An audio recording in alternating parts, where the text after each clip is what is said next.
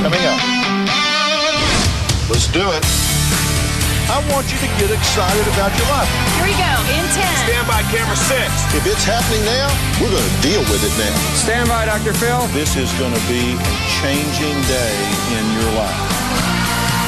I'm taking people with real problems and moving them into the Dr. Phil. Welcome, everyone. Today, we're going to be delving into some pretty intense family drama. In the city of Thebes, there is a brother in the royal family by the name of Antigone who rebelled. Now, after his defeat, the king of Thebes has forbade anyone from burying the body. And the man who gave that edict was his own uncle. Why did this happen? And what happened next? Well, let's ask the man himself. Let's please welcome to the stage King Creole. Throw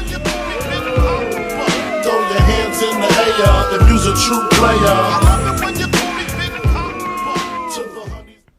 Now, Mr. Creon, can you please explain yourself? Gladly, Phil.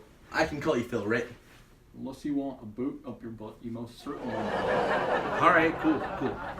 Anyway, after I made the edict, which clearly was the best way to keep Thebes united, my little brat of a niece, Antigone, just had to go and bury the body. You know, I threw her multiple bones, but I still had to sentence her to death. Now, quiet, folks, unless you want a piece of my boot, too. Let him finish. Anyways, as I was saying before I was so rudely interrupted, her husband, my son Haman, did not like this. I basically told him to screw, and he stamped his feet and said I'd never see him again. And honestly, Phil, I thought nothing of it. You know, he did the same thing after we stoned his high school girlfriend to death because her parents stole bread. But anyway, this blind prophet called a Tiresias actually convinced me to change my mind. But by the time we got to the cave that we locked Antigone in, her and my son had already killed themselves. Shameful. Now, I don't mean to scare you, Creon, but I've got a little surprise for you. Ladies and gentlemen, please welcome to the stage the ghost of Antigone.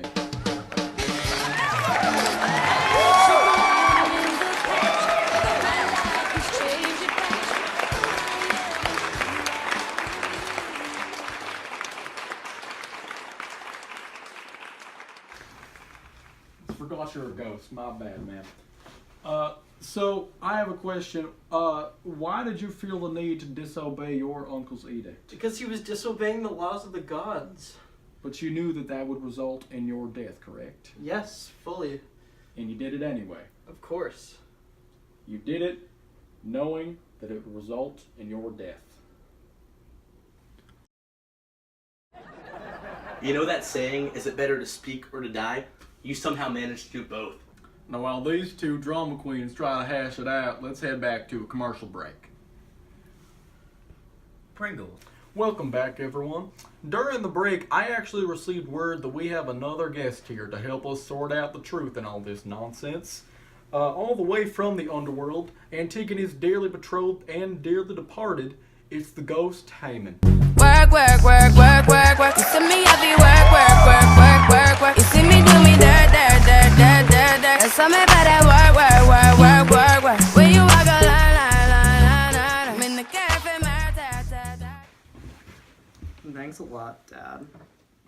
Ungrateful's his middle name. Now, hey, you can at least understand where he's coming from. No, I mean that's literally his middle name. Yeah, his name is Haman Ungrateful Quillington. Yeah, we knew from birth. Thanks for the vote of confidence, Dad.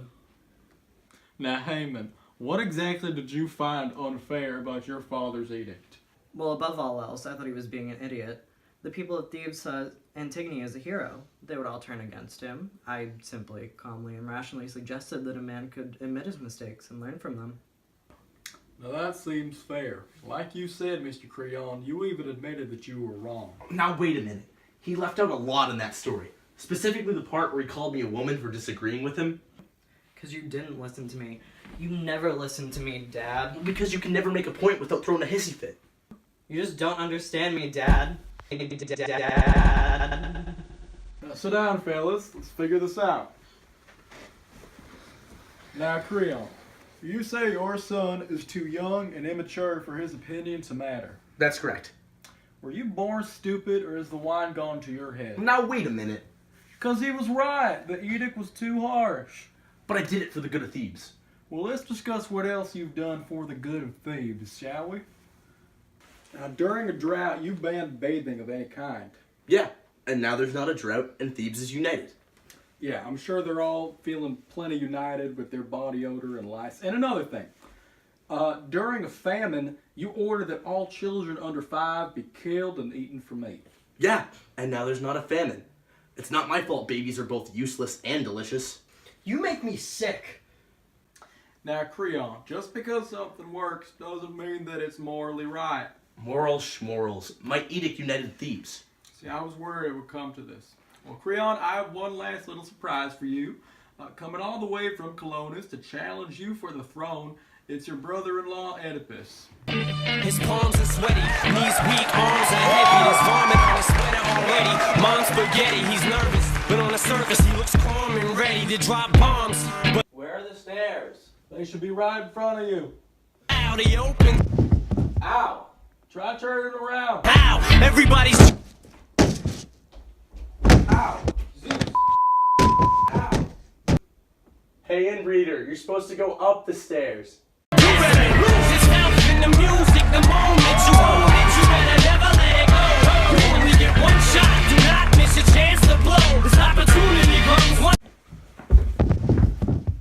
While we try to help Oedipus to his feet, and while we write a preemptive apology to the American Association of the Deaf Blind, we're going to cut to a commercial break.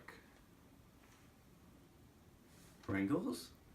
Now, since we wasted all of our budgets on a wizard to resurrect those two brats from the dead, Creon and Oedipus are going to have to doodle to death with these butter knives. Hey, mine still has butter on it. I believe in you, Dad.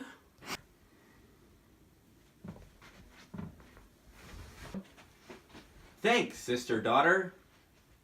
Y'all are nasty. You make the Lannister family look tame. Anyways, let the duel commence.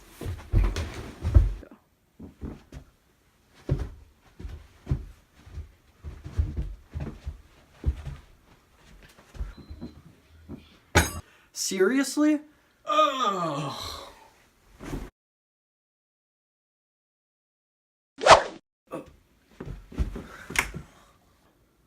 All of these moments will be lost in time, like tears in rain. Time to die. You probably wouldn't have been a good leader anyways. Yeah, I wouldn't let him oversee anything. You probably would have been blinded by his hubris. Probably would have caused a division in Thebes. I hate you guys.